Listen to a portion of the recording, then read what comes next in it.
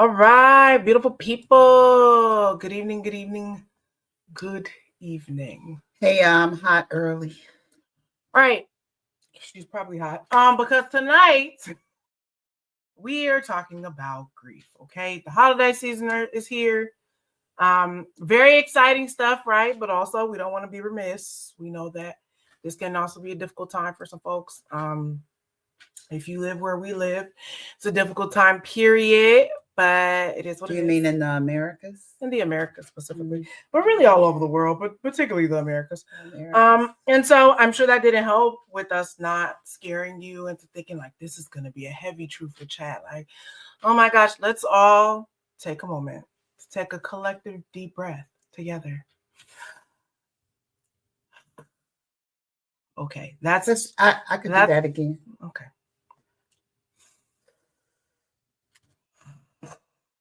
Okay, that's always your friend is taking a collective breath. So that being said, hopefully I've relaxed your nervous system. That's number one. Okay. Yes, we are discussing grief.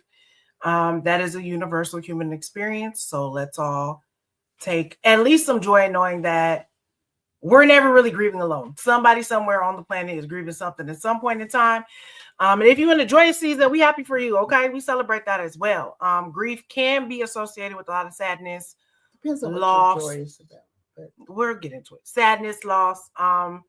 But grief also really demands a quality that we often don't talk about that much, but I think is important, which is courage. Okay. Courage is really just about whatever you grieve in, whatever loss, whatever pain, really just facing that thing head on. You understand? Whatever the pain is, just allowing yourself to feel it and be vulnerable in the process. Dr. Brene Brown, I think she's the world's therapist.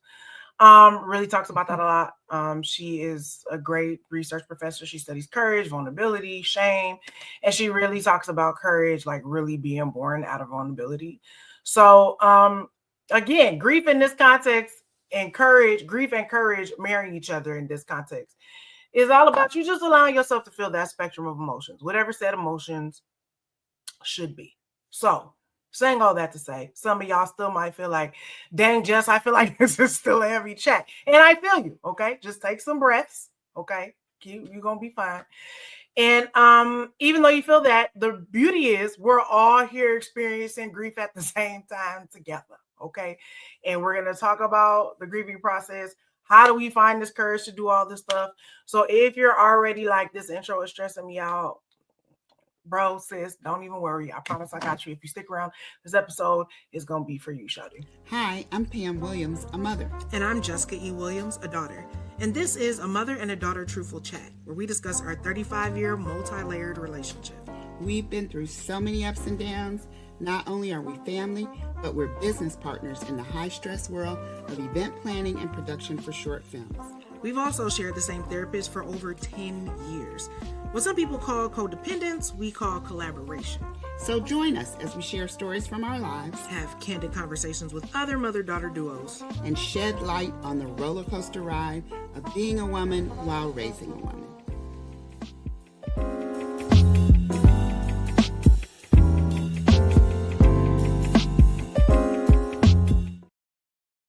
All right, y'all. Cups up. About that time. Young, gifted, and black, per usual, and beautiful. I always forget that part. And love.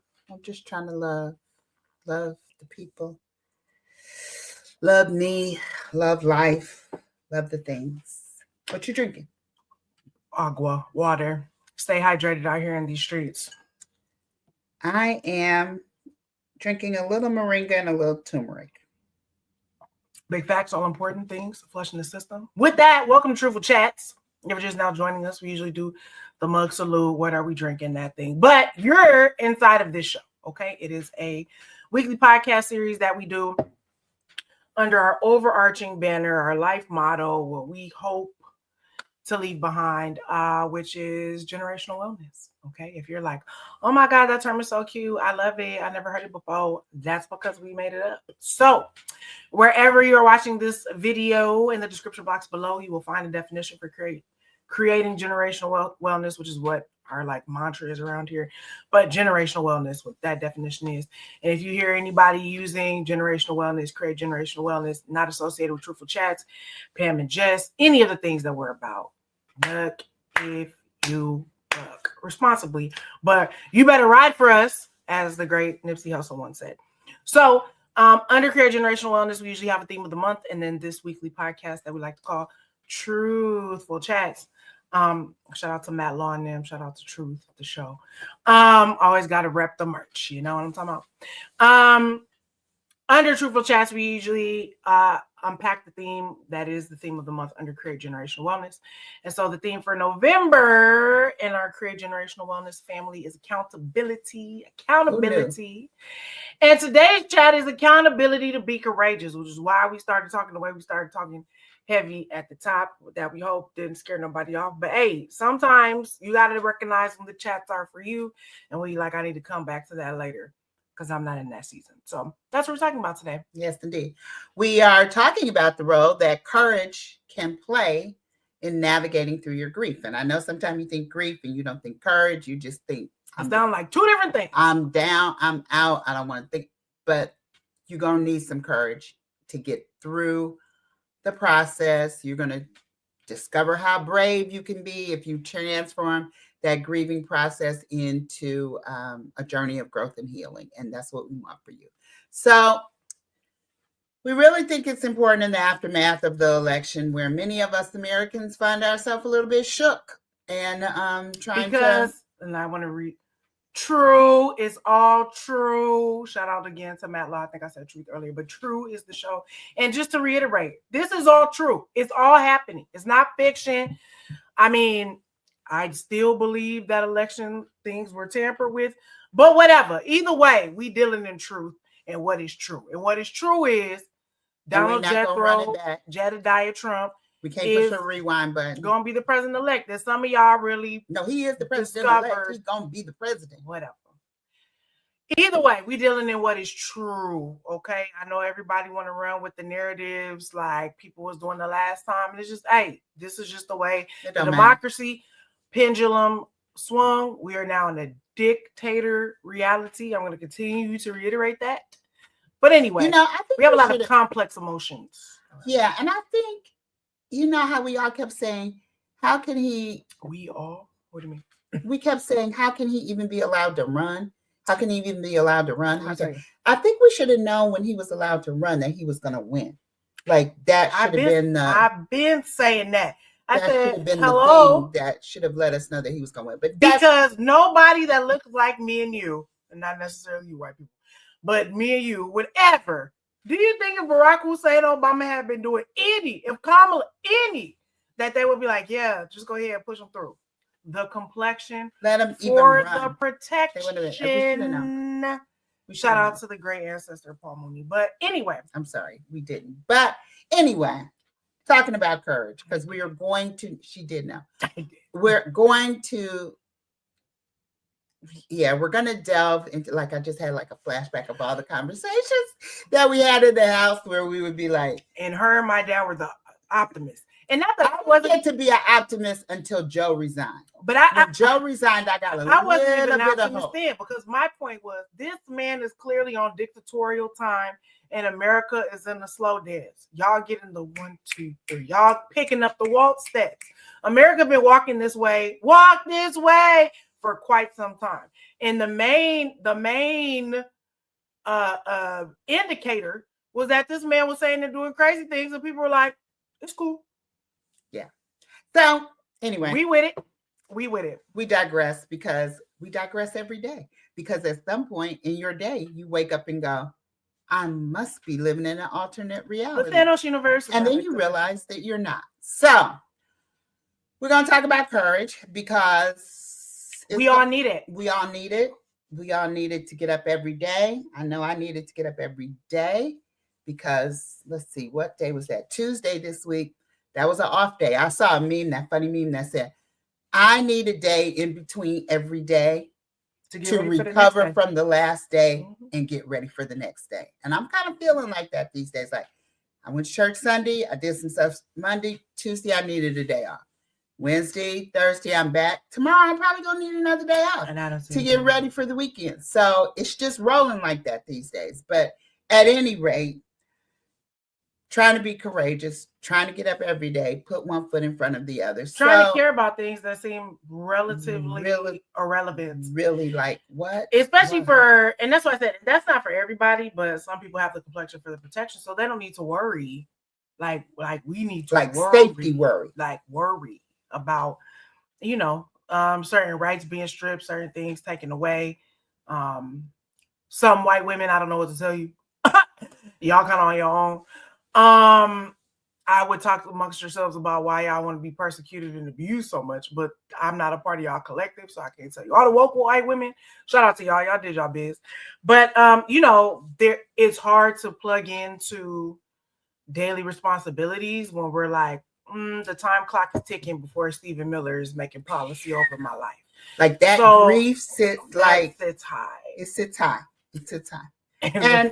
And some of y'all don't really know that much about Stephen Miller. So if you don't, I would suggest you take some time. And then you understand what we're talking about. Or if you don't want to understand, then don't Google it. But if you do, no, you should. Either way. Ignorance is out. You need to take the time, since y'all clearly dropped the ball on the group project that was the election. Y'all need to be Googling everything. Y'all need to know the people that y'all chose, because clearly some of y'all missed the boat. Y'all didn't know. Y'all thought people was just saying things that didn't really mean it. All of y'all talking about, well, he can and they can't based on the rights. What rights? What Voting Rights Act? What are you talking about? A staunch white supremacist is in charge of making policy for the United States of America. And I know y'all like, they all white supremacists, Democrats and Republicans. Oh, no. It doesn't matter. I'll tell you this: there's degrees. There's levels. Spectrum. It's a spectrum, and we about to be on. If you watch Hot Ones, Scoville number 10. Okay, it's about to be burning on the way in and burning on the way out. We on that end of the spectrum. Oh God. That's anyway, courage. Google and take courage about being courageous.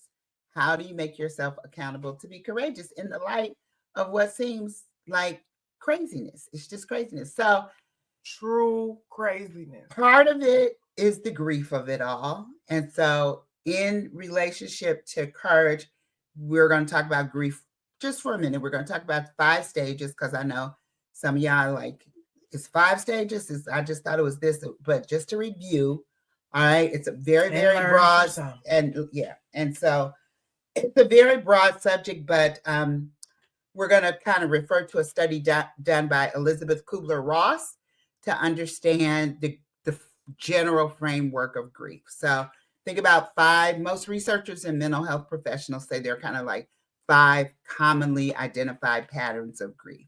And they are denial and isolation. Deny. Pull the covers up over your head. I don't want to talk to nobody. I don't want to see nobody. This can't be happening to me right now. This can't be life. Anger. Rightly justifiable. Just like, oh my God, what is going on? Bargaining. Like, okay, well, what if this? Well, what if, well, maybe. Not about this, but I bargained about what if, whatever.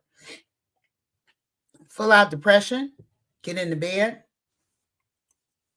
Or keep functioning the way you've been functioning. Y'all act like functional depression is not a thing. It's a real thing. But it really is.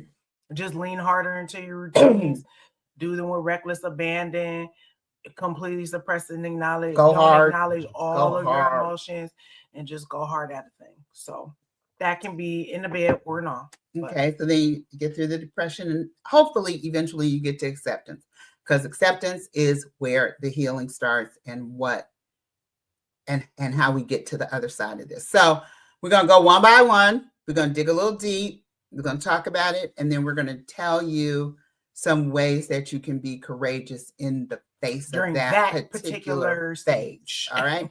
So if you're in denial and isolation, and this is when the initial stage of when the first one, you struggle to accept the reality of what happened, whatever in your life. That could be election, that could be death, that could be the marriage is over, the kids are out of the house, the job is over, the boss is rude, whatever the thing is. Your dog died, your cat died. We just lost our little baby cat that we gave away a long time ago, but it was still a cat in our heart. So whatever the loss is, all right. We've had a lot of pet loss. You you want to deny it. You may kind of want to go inside, isolate, cocoon, not talk to nobody and all that kind of stuff. So how do you get some courage going in that particular situation? All right.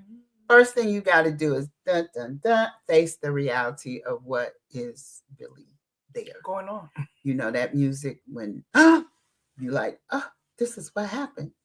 And stop being in denial. That's really it takes a lot of courage to do that. You'll be one, you know, your desire is to like back it up, not talk about it, not look that, you know, I just can't right now. And sometimes for a moment you can. I just can't is appropriate.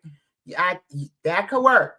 But at some point in time, to start moving toward the healing process, you're going to have to talk about the loss openly and look for ways to take steps to address it. That might mean seeking support for some of y'all.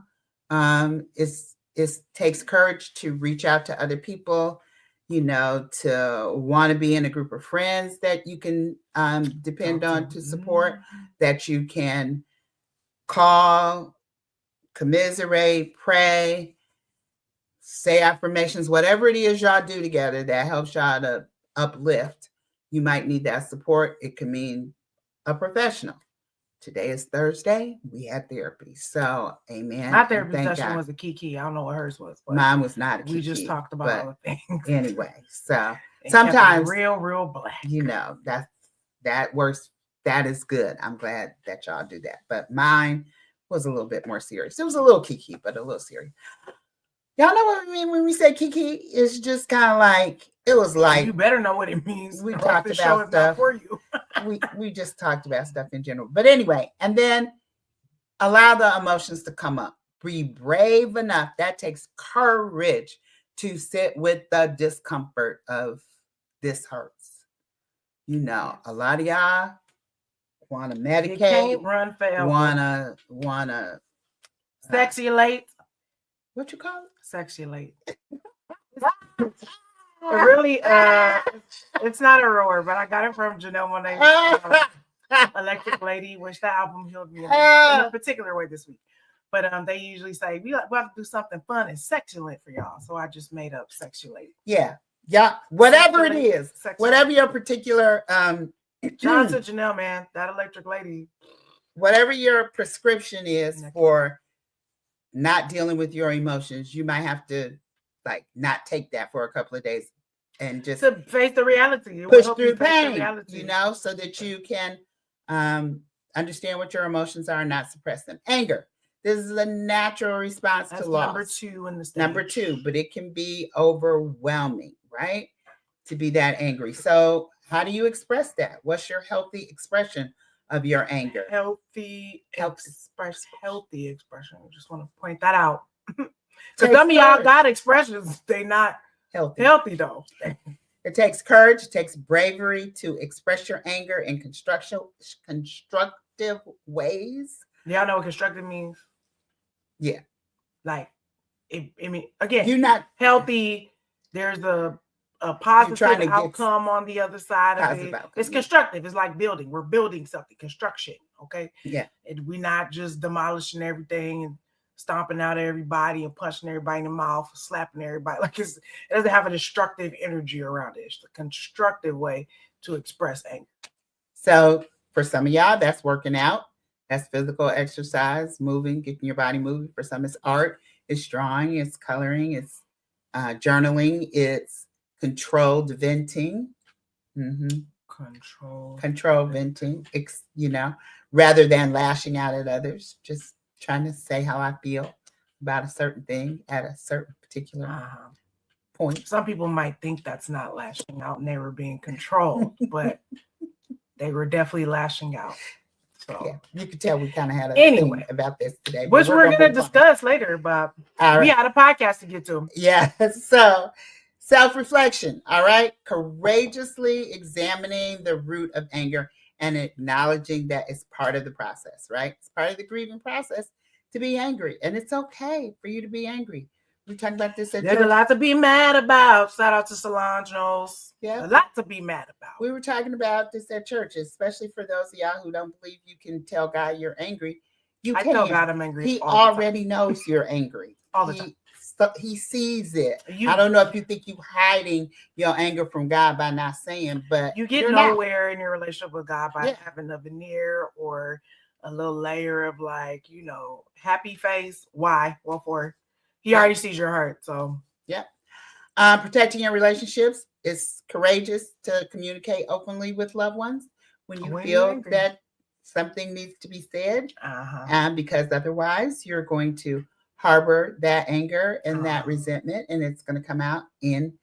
It as came your out anyway. Therapist said, you're going to shake up the pop bottle and it's going to explode. It came out anyway. Sometimes you just can take the lid off and let it fizz just a little bit. It don't have to go all over everywhere. You hope. I thought it was a little fizz. No, that was not a little fizz. Anyway, we'll keep going. Anyway, next step up is bargaining. Okay, that's the third step in the process of grief. So we did denial and isolation, anger. Now we're at bargaining. So this is when people start to do like the what if situations. What if this, or if only this type of statements. So I can give you an example grief wise. I've done this. I think I probably did this a few times. Nipsey, Kobe, Chadwick Boseman. Like I was actively having conversations with God, like, can we just take some time off my life? Like I don't like need these minutes. You know what I'm saying? Like I ain't really gotta, you know what I mean? Like I remember actively being like, these are men that still need to be in the world. As if I could tell the God of the universe what to do, people's timetables, life things, whatever. Like I don't know what's happening with my life, but I know at this phase, I was like, my life don't feel more important than these people's lives. So what's up? Like, can we bargain? Can we figure out, take some minutes off of my life? Somebody else takes some minutes. Like we can make this stretch. You know what I mean? It's like a minutes plan on the phone. Everybody get $5 for life. You know what I'm saying? Like I was like, let everybody get 5 minutes. I'm sure we can get them back. What's up? Like, and I was dead serious. Okay, like this is not a joke in the game. Actively, I spend, usually when death happens, I be in the bargaining stage hard. Like I'd be like, come on now, there's something. I need to speak to the manager.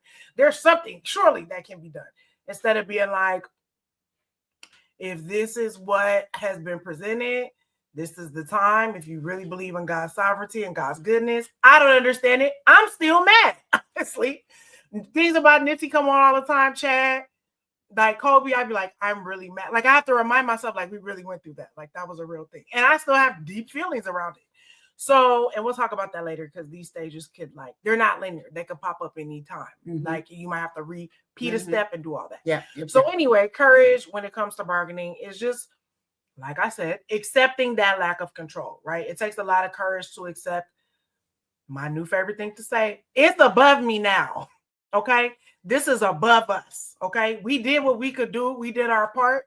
I was really bargaining. It has been escalated to. It's escalated to upper management. Okay. And it's beyond my control. And that my bargaining won't change the reality. And I have to accept that if this is what has come to be, then there's a reason for it. And I believe the reason ultimately is going to be good. Doesn't mean I'm not mad. Doesn't mean it don't hurt like hell. Doesn't mean that some days I literally be having out-of-body experiences like, nigga, like that really happened. You know what I'm saying? Like all of that happens. Okay. Facing guilt, right? This requires a lot of courage, right? It requires a lot of courage to be able to just accept that you're not in control.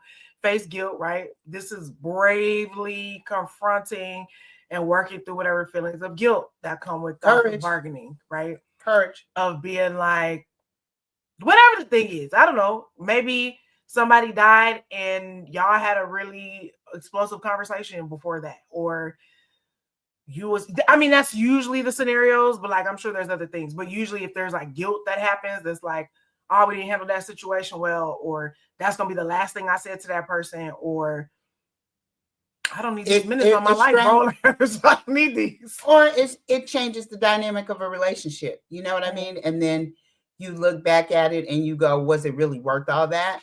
You know, to have the whole dynamic of the relationship change. And then you start to feel guilty about that. And sometimes you figure out how to get back, but a lot of times people don't figure out how to get back. And so there's some guilt associated with that. Yeah. Next step of courage within bargaining is having the courage to move forward, right? To start to even consider life outside of the loss, right? Like this person is not coming back, or America is not coming back, or my pet is really gone forever. I have my pet for 22 years. That's a hard reality some days.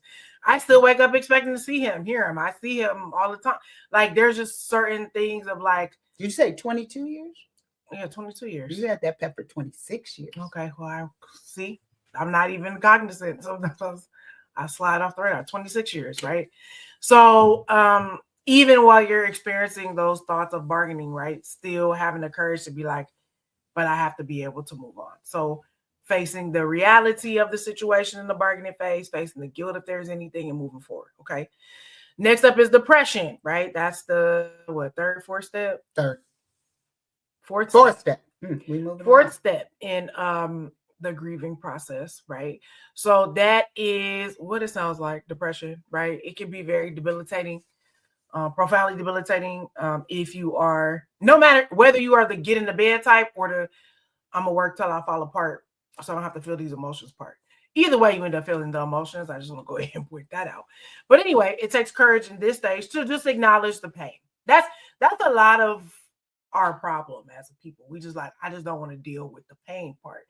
And pain is uncomfortable. It's not gonna kill you, but it is uncomfortable. And so it takes a lot of courage to just feel that pain, feel that sadness, feel that grief, feel that you love this person, the relationship is over. You love this person and they died tragically and you watched it and you are now being tormented by memories and images. Like there's a lot of things, like you can't just snap out of it. You can't hide it. Everybody know. Like I remember, shout out to Simone Ledward Bozeman, aka Son, if you know her music. And she really did this beautiful album in tribute to Chadwick called The Mornings. And it's really like a visual album and a sonic album around her, all of these stages really is what we talking about, all the stages of loss when it comes to grief. And I remember when I was listening to it, just because I felt for her in general. But I remember her being like, why, what is the point in trying to hide something that everybody knows? And usually when people are in pain or they've experienced loss, you know, there's some part of it that's like private to you or private to your family or, you know, private to your loved ones. But we was talking about Chadwick Boseman. Do you know what I mean? Like this was this woman's husband, but like he belonged to the world.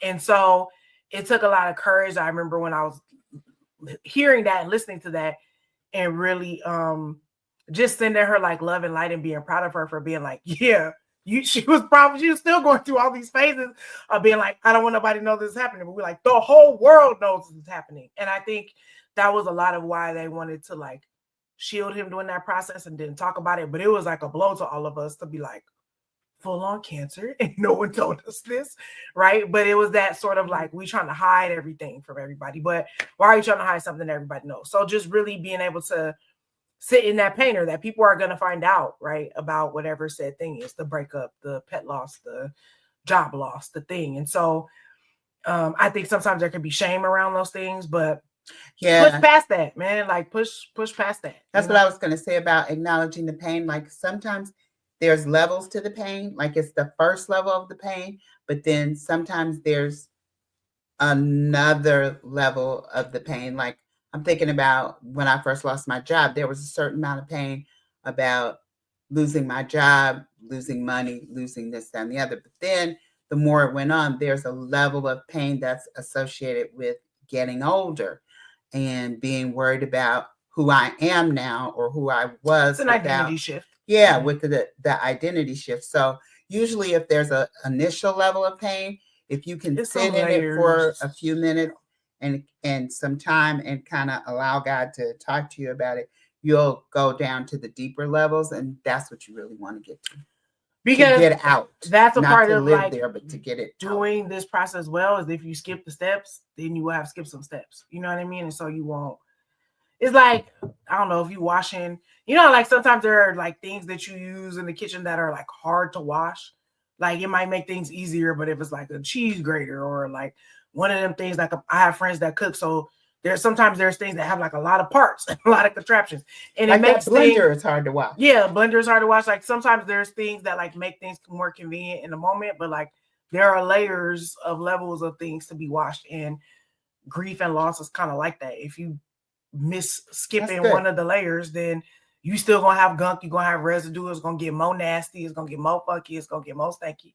So it's just better And to it deal needs with to it. be washed. That's right? a good analogy. I like So the second sort of level of what you need to have courage for in the depression stage is self-care, right?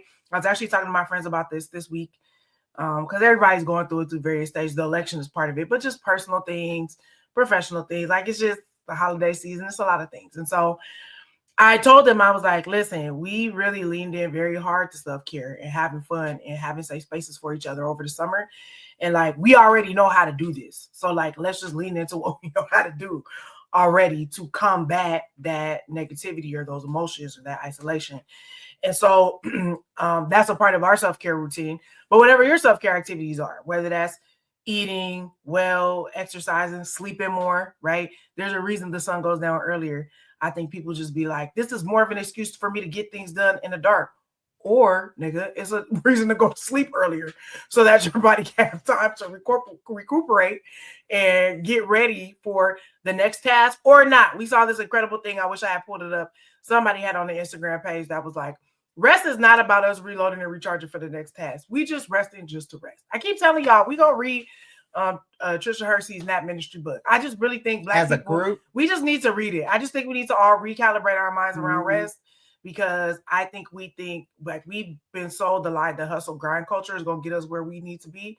And I think a lot of it actually comes through rest. And you don't have to work as hard. I remember Alicia Keys was talking about that. We talked about that Jay Shetty on Purpose podcast episode, and she talked about that. She was like, I'm from New York, I was all about hustle and grind, and she was like, I was shocked that when I actually stopped and rested, I could get things done faster and with more clarity than if I had just been grinding, because your nervous system and your brain and all that stuff gets to relax and get you to the thing faster. So saying all that to say, when in a depressive episode based on grief and loss, really have the courage to lean into your self-care activities. It's gonna feel like, I don't even know if this is gonna make me feel better. It's gonna feel like it's a selfish indulgence. Sometimes I think we feel like in depressive episodes we deserve to feel these feelings, like we need to feel icky and gooky and like that's literally what I told my friends. I said, it's icky time. Okay, this is end game where people are disappearing into the black abyss and turning into, and I don't know if the Avengers are coming to save us. I don't know where they at. You know what I'm saying? It's dark, it's bleak, it's hard, okay? All the more reason to lean into some self-care activities. And a lot of it is the uncertainty. It's not even the sure. reality of what it's going to be. For sure. It's the not knowing that's making you feel that and way. You get to feel those feelings and ain't nobody telling you that you can't. But also, we talk about it all the time. Our brains inherently have a negativity bias. So for every 9,200 things of negativity you thought, you're going to need 900 some odd thousand more to combat million. The one. 50 times to combat the one negative thing. So the more that you can start to pour into that positive tank, even when you in the throes of depression. You know, I've been watching a lot of comedies. Shout out to Danny McBride for being one of the greatest comedic geniuses of our time. I just be wanting to laugh. Like, I'll be resting, I'll be laughing. And I'm like, and I'm not apologizing for it. Okay. Also in the depression stage, just get the help. If you need the help, get the help. Okay. If you got to see a professional, we talk all the time. Even if that's your journal. Okay. Just have the courage. Some of y'all need more than a journal. No, I'm gonna be real. Sometimes you got to talk to somebody, and not even just like talking just to talk. Talking to somebody who's a professional, who's skilled, who went to school, who can tell you and give you some ideas, some plans, some concepts, and not concepts of a plan, but a real plan, okay, for things that you haven't even thought about. And the thing I love about therapy is you, especially those of us who are into therapy and don't negate it and really are trying to do the work, you can think that you've thought everything through, that you like, okay, I'm clear where I am about this. I understand why I'm thinking this way. I understand how I move. And a good therapist can ask you one question. And it opens I love when my therapist says, I'm gonna challenge you right here. When he says that, I know I'm getting ready to like expand my thinking into a whole different way that I wasn't thinking about. And it can be really helpful. So just know that, because a lot of y'all, I can hear you going, I don't need no therapist. I know what I think. I know what I got going. I know. I always say, how's that working out for you? Whenever everybody I'm just start saying. all the, I mean, I don't. Okay, so how's that working out for you? Yeah. So Because you've anyway, been in the bed for a week and a half, but you know everything. So, remember we always talk. We always come back to this. Maybe sometimes be humble. You know what I mean? Just get some humility up in you to be like, maybe I don't know everything. Maybe it feels very much above me to the point that I don't know what to do. And that's okay. But you got to be humble if you want that help. Okay. Number 5, you on acceptance. This is the last and final stage. After you done denied and isolated your way through, you done been angry as hell, you done bargained your way through all the things, you done been extra depressed. Now we have the acceptance stage. And that is not a one and done. Okay. But it's you being open to being okay with an acceptance of the loss, the acceptance of the new reality, the acceptance of the new stepmama or whatever the thing is. Okay. And this takes a lot of courage because you got to embrace that change, man. It takes a lot of bravery to adapt to a new reality, to start to create a new life, to be like, this thing is never going to be like that, or I'm never going to have this person again. But I believe that there's still good things out here for me, or I can experience life for this person, or they will want me to keep going, or we's about to be in some new completely. You know what I'm saying? We ain't ever been here before. And that it's not going to kill me to be able to be a part of whatever said new reality is. So that takes a lot of bravery. Yeah, and that's happening to me with my sister. I just realized you saying that right now. It's really accepting the reality that she's never going to be who she was 20 years ago, who she was 10 years ago. She's never going to be that, and that's okay. And I have to embrace it, and I have to find a way to honor it, which is what Jess is getting ready to talk about now. So yeah. So the next step that is courageous, honoring the loss, right? Finding ways to honor what was lost. Like, my auntie is never going to be the same, but we loved who she was and we love who she is now. And, as she's coming to the end of her life, whenever that may be, right? In the sort of twilight, quiet years, honoring all that she's given, but loving who she is now too. And like still creating great memories with her and like still seeing what she's into, you know what I mean? And like, trying to be there as much as we possibly can, right? The last one is courage for new beginnings, right? It's the courage to start after the loss, after you've done, take your time. Okay. That's the thing. Don't be trying to rush through these steps. This isn't Alcoholics Anonymous or some exercise or diet program. Okay. Things take time. Okay. So don't be trying to rush it. But it takes courage to start from the new beginning, to start the new relationship, to try the new experience, to find some meaning in whatever is happening in life. Like me and my friends are talking about all of our previous relationship trauma with friends is coming up all the time. So like we're very secure and happy with each other and like having a good time. But every now and then, like something from a previous relationship will like catch up to us. Like we'd be like, they don't want to hear from you, or you being annoying, or like just random things from other relationships. But I was telling them that I realized that's a part of my healing process, right? Like those things are coming up because this is something new, but I'm still healing from the old stuff. So I have to go through whatever the cycle is of, for all this positive stuff that's happening, there's a lot of negativity that's coming with it. But to have the courage to walk through those things and believe that things are going to be different this time, right? And if it's not, for whatever reason, no, I think it is, we're going to be all right. You know what I'm saying? Like we're going to have the resilience. We're going to go through all the stages. We're going to do all the things. So this is not like a one and done thing, because loss and grief take on various forms. But also when you're in a happy place, in a good space, you need to be present with that as well, right? Like don't turn everything into doom and gloom. But your brain always want to keep you safe. So your brain always going to be like, keep your head on the swivel, nigga. Look around, nigga, like be careful, don't let your guard down. So you have to talk your brain off the ledge to be like, nigga, calm down, bro. Like I'm tired. I know you tired. I'm tired. Okay. So anyway, all of this is about getting to healthy. So tired. It's exhausting. Oh my gosh. Getting to all of these steps and the courage within them is just really about healthy grieving, because loss is a part of life, grief is a part of life, but you don't have to grieve poorly or grieve badly or grieve destructively, right? You can grieve constructively. It's a healthy grieving process. This is you going through a natural, universal phenomenon of life and doing it well. And again, like we want to stress, these are not linear steps. So you might even start at denial and isolation. You might start at bargaining, okay? And then you might go to anger. And then you might go to denial and isolation. And then you might go to acceptance. And you'd be like, okay, I can accept it. And then you might be like, but I'm depressed about the acceptance. And then you'd be like, I'm depressed and I accept it, but also I'm still very much in denial and isolation. So don't think of it as linear steps. Think of it as a pinball machine. Your pinball can be anywhere. I only think about that because we play pinball in Mario Kart sometimes. I mean, in Mario Party.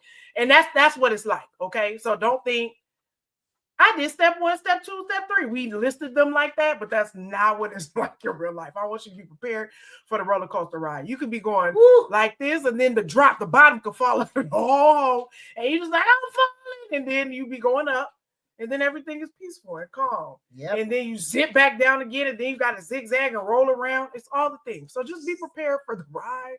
But we've given you some steps and some tools. Okay. Listen, that happened to me Tuesday. I thought I was inching my way up, out of the thing, and then I don't know, something happened Tuesday, and I was just like, oh no, I'm gonna lay down now because this has hit me in my chest again. Just a combination of things, and so courage is required for all of those steps, right? And it's like you just got to give yourself grace throughout all these steps we talk about now.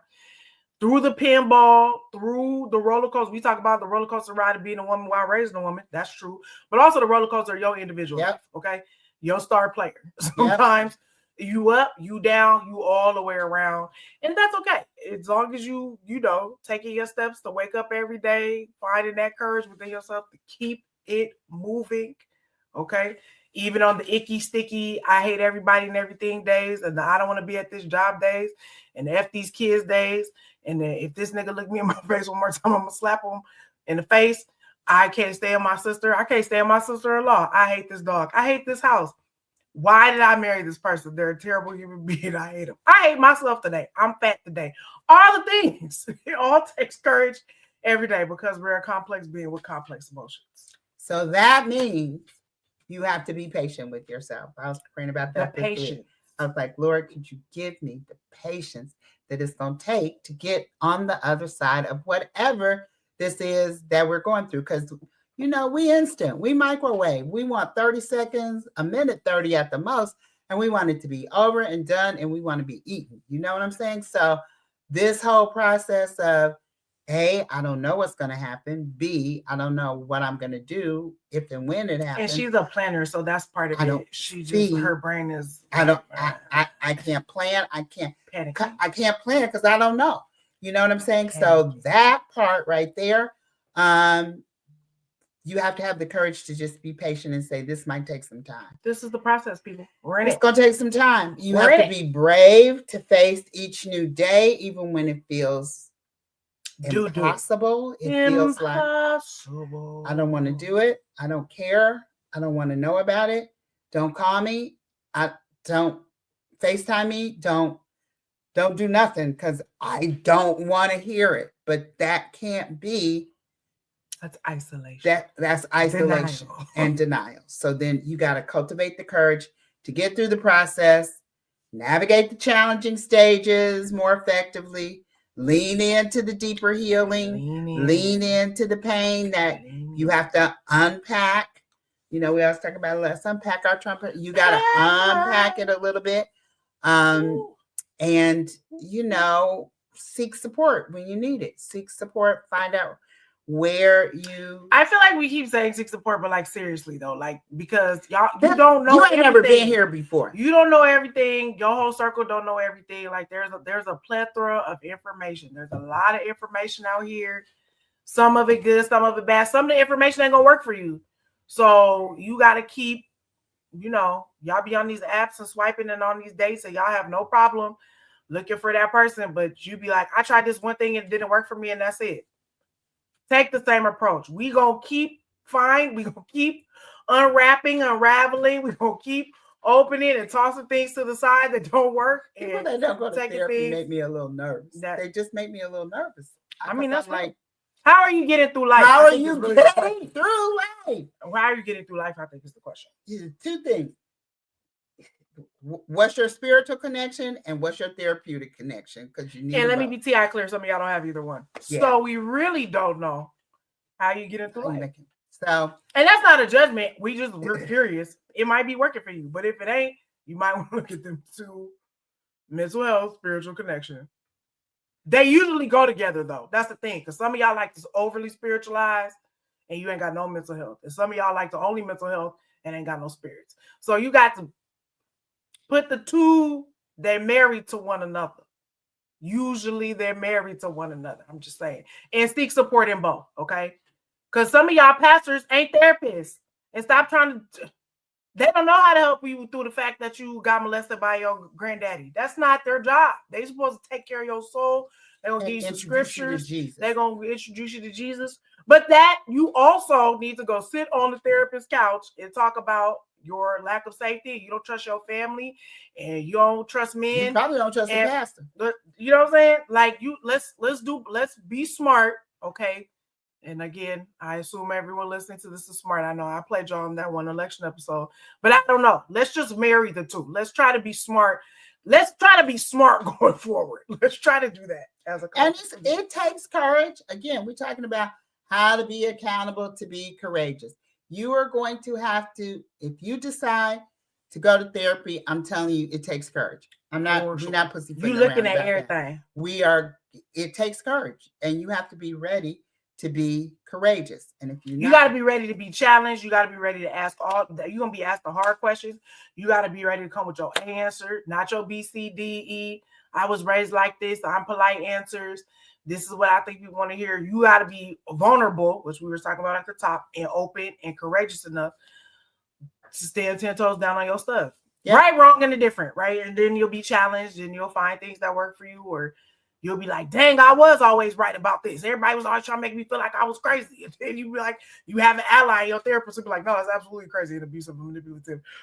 I'm so sorry you went through that. Like, oh, dang, yeah. So now you feel validated, right? Or you might be the problem. Like, you might be the weakest link in the chain. You might have some unresolved trauma or issues, and now you lashing out at everybody and you talking crazy to the whole family. You got some changing to do. And sometimes, but you get that.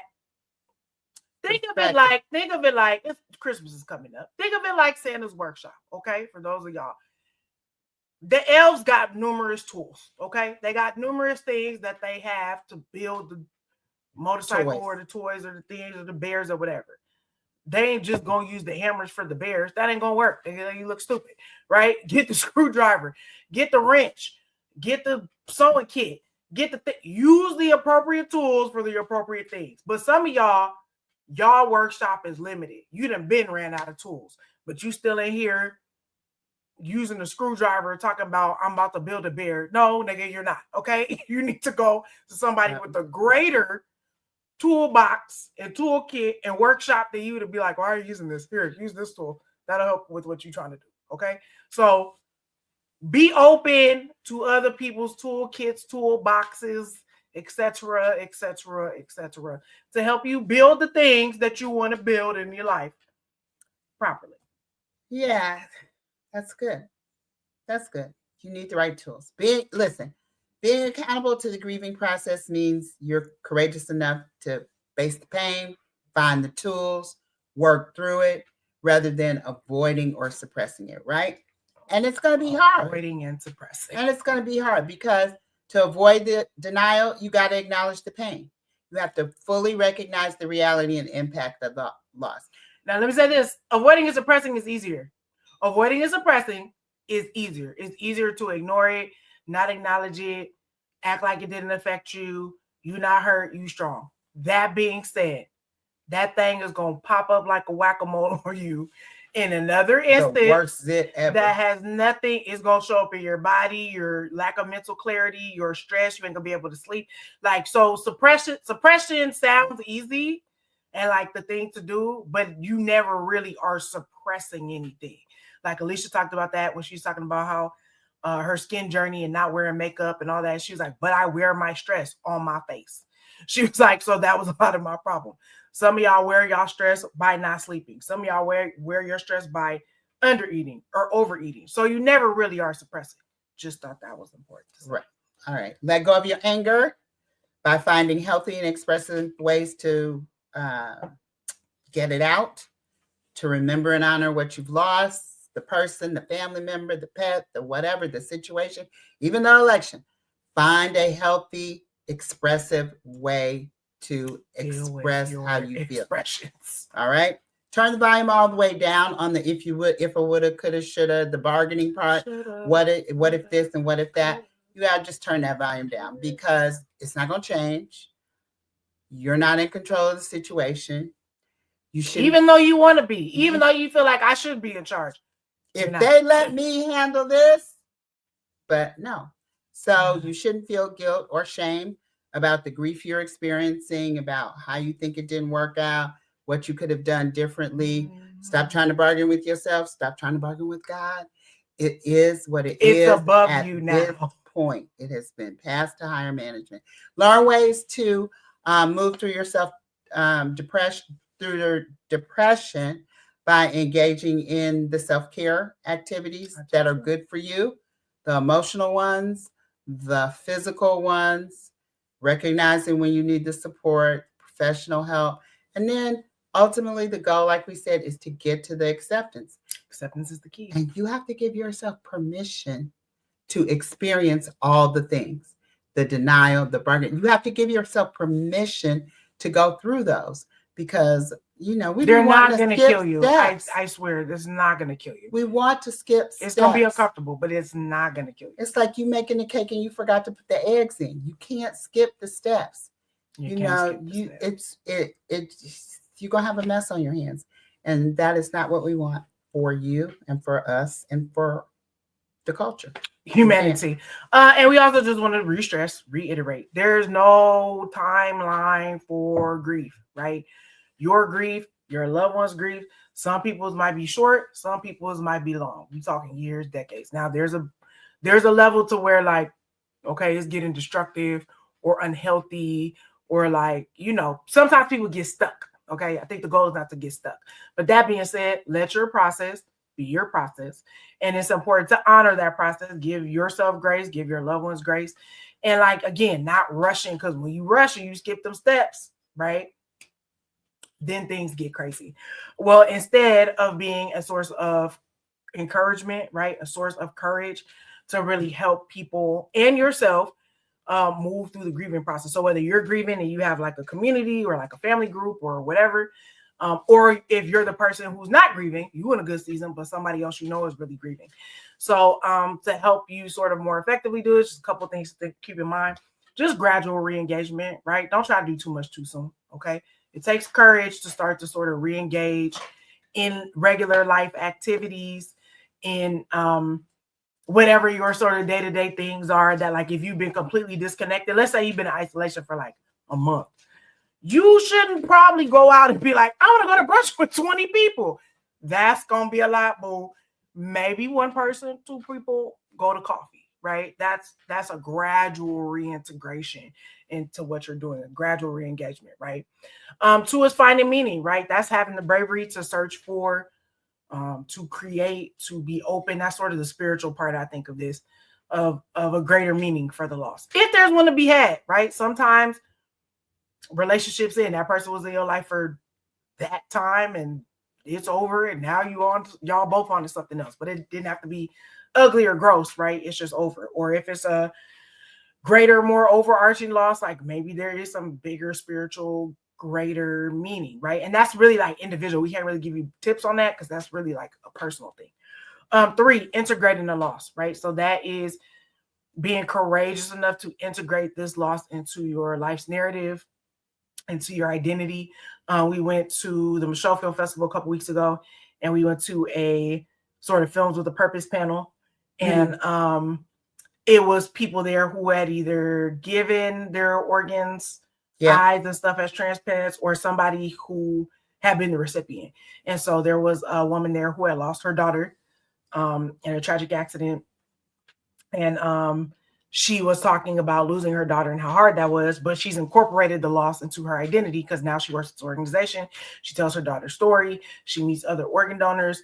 Sometimes they meet the people who, she's met the people who I think has her daughter's organs. So it's just like a real, like, it's a higher meaning and a higher purpose to what was a really devastating loss for her. So that's an example. 4, cultivating hope. I know this is hard, especially now, but it's really the courage, finding the courage, the strength, to have hope for the future, even in the face of loss. America, the series finale, is a major loss, particularly for those of us who have never lived anywhere else, have never known anything else. I think we knew this was coming somewhere deep down, though. We was always trying to prevent this, but it's here now. And so trying to figure out what our hope looks like for our individual lives, right? Like, what does that look like? Some of our rights are about to be taken away. Some of our, challenged, but taken away. Employment. See, I'm still in denial. Employment, things that we have, DEI, right? Things that we've sort of been accustomed to the system coming to defend us in some way, shape, or form. Some of that, most of that, probably all of it, might be gone. And so what does that look like, right? How do we keep our peace, our sanity? Can we even stay here?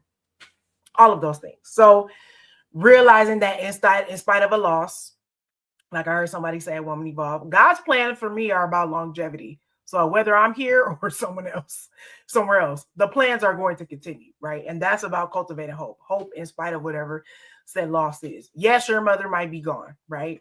But she had big dreams, big goals, big plans for you. So how are you going to cultivate that after you're done grieving, right? The hope for those dreams that she had for you, right? Or, I had an amazing 26 years with my bird. I miss him every day, right? The hope that I can continue living without him. Some days are easier than others. I have other pet babies now, but that hope continues. So just trying to find some way to cultivate hope. And then that's 5, which is maintaining the hope. It's not enough to just think it up, right? Right. You got to keep that going. You got to water it. You got to nurture it. You got to prune it. You got to, because more disappointments is going to come, right? It's not like you're going to continue to, just because you cultivate the hope doesn't mean you're not going to get blows or things are not going to get knocked off course. In the next couple months and the next couple years, shit finna get real. You know what I'm saying? So we're going to be taking some blows, but we got to find the courage to remain hopeful, to pivot, to find new ways to still exercise the visions and the goals and the dreams, et cetera, that we have. Okay. So think about our ancestors to that, child. Listen, and they did it, so I wouldn't have to. So I'm all for it. I gotta be here. Okay. They had to be here. Okay. But I ain't gotta go through it. Okay. And that's why I say, and all these badges of honor and what would our ancestors, they did all that so you wouldn't have to. You have the choice. That's all I'm saying. I'm not telling you what to do, what not to do. As for me and my house, there's a lot of places that I can do the things that I feel like God has called me to do. And ain't got to be here, but it's your choice. Anyway, loss is really just a natural part of life, people. Loss, grief, all those things. Some say that grief is the final act of love, right? That's how you know you really loved something or someone or somebody or something.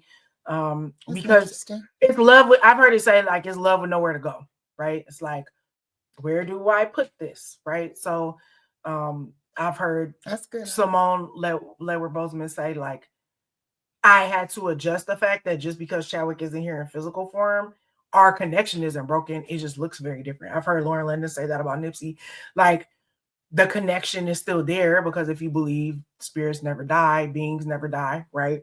It just looks different. So you have to figure out what that process is. Again, this is a very spiritual concept, right?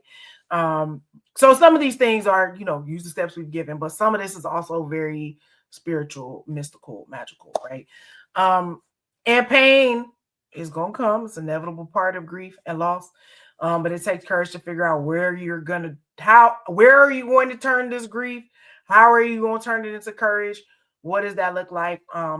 So that deep change can occur to make you a better person, a stronger person, a more courageous person, a more resilient person, even in the face of loss and grief, right? Because it's going to happen. I think that's the thing to really sort of take away is like, it's not a if, it's more of a when.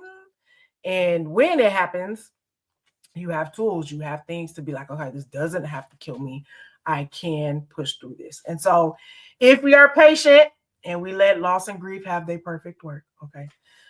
Even though we're acknowledging, like, we love this person, we love this thing, we care for this person, we care for this thing, we're always going to miss this person. We're forever fundamentally going to be altered by the fact that we no longer have this person, this thing, this whatever in our lives, right? Grief is part of our evolution and our growth as much as any other thing we talk about on this show, right? Or any other thing we talk about. Fitness is a part of our thing, and mental health and all of that. So is grief and loss. That's also a part of our evolution. And so I would say you almost have the power. If anybody's read this book, niggas love this book. And I mean males love this book. But you almost have the power to become the alchemist, right? In terms of creating generational wellness. When you have generations of people, especially as we've lost like so many like greats in like the last couple of years, like Harry Belafonte, Quincy Jones recently, and like what's the ballerina that just passed from dance theater from Ailey? Judith Jameson. She wasn't a ballerina. All of these. Oh, she wasn't a ballerina. Well, Just modern dance. Okay, fine. Judith Jameson. A dancer. But all of these people who have like sacrificed and given and like really created, I would say, like spaces of wellness. And wherever you are in your individual family, your big mama, your cousins, your aunties, your sister, these people who have really sort of passed on these things of wellness to you. And as time moves forward and moves on and people transition, which is a natural part of life, how we cultivate, how do we keep that with wellness that they gave us, but also learn how to practice healthy grieving when those people transition and pass on, or even if they don't fully pass on to life, but they pass out of our lives, right, and go on to their next thing, and we split ways. Like, I can think of so many friends I had to do that for when we all graduated high school, right? We all went to college and people have got married and had kids, and like, I'm not as close to some of those people. That's a grieving process, right? So how do we cultivate and take on all the wellness and the beautiful things that those people have given us, but also healthily grieve them when it's time to move on? And so if you can figure out how to do that, that's like alchemy in terms of honoring the legacy of wellness that people are leaving for you, of love, of light, of great memories, of whatever the things are that the people have deposited in you in their time that you're in your life, but also pushing on to the next thing, right? That's all about cultivating generational wellness, right? Throughout lifetimes, generations, and eras, that even as people transition physically from this world or out of here, my nose is just itchy. It's just itchy. It's just itchy. It's not running. Sorry if you're watching this. I'm like, I keep scratching my nose, but it's itchy. But yeah, honoring that legacy of wellness, love, light, whatever those things are, all the positive deposits that people are giving you, but honoring when it's time to move on, when they're moving on, when you're moving on, when the relationship is over, when the job is over, when you're moving on to the next thing. All of these are, joyous, celebratory things. It's celebratory that people we love get to transition into what we hope is greater, right? Like, that's a celebratory thing. It's painful, but it's also celebratory. Yep. And so we hope that we've been helpful. We hope that you listen to the Truthful Chat repeatedly if you're in a grieving season, as a tool. If you're not grieving, you good, but you know somebody else is, please pass this on to said person. And it's important to have these tools when you're not in a grieving season, and even when you are in a grieving season, right? So just to have this to be able to point to before you get in times of sadness or having a hard time, just to be able to tap in, man, so that you don't, if you're in that depressive episode, you don't stay there. You don't get bogged down. You don't spiral into deeper darkness. So just some tools, some things to keep in mind. And we all grieving some, y'all, but we all gonna get through this thing together.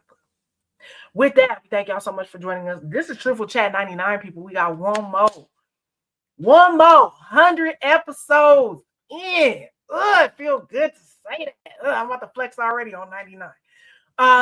Because it has been a struggle some weeks. It's been a level of discipline, a labor of love, and all of those things. And so we're excited about figuring out what the next phase looks like. We hope this 100 episodes have been helpful. So we got one more to put in the can. Absolutely have Prosecco next week. One more to throw in the can. Thanksgiving, and we got. And I think it's amply timed. You know what I mean? I think we are in a grieving process. We're in a grieving stage. It's the holidays. We got to take some time. And we've been real consistent in this. So we just want to come back with a bigger, better, greater show, better sound, better visual, high quality guests, all of those things. So if you're not following us on YouTube, Facebook, fan base, IG, all the things, we're not posting things now because we're revamping. We was never on X. Let me just go ahead and say that. We was never on X. Shout out to you on the blue sky. Shout out to Jack Dorsey for just being a G. But anyway, follow us. We're at Create Generational Wellness on all the platforms. The name may change in the new year. We'll let you know that as well. We got some new producers coming on. We're just super excited about where Create Generational Wellness will go as we learn to heal and be well ourselves and create generational wellness in our own lives and our own family and hopefully in the culture at large. So with that, we work hard, y'all. We bid you adieu. We'll holler at y'all next week for that 100th episode. Y'all better bring some. Y'all can bring a mocktail, but for those that drink, everybody better bring Prosecco. We Prosecco down around here. So we definitely gonna have some Prosecco next week. We gonna celebrate. It's gonna be a good time. And we hope y'all join us, man. So bye. Have a good night. Have a good one.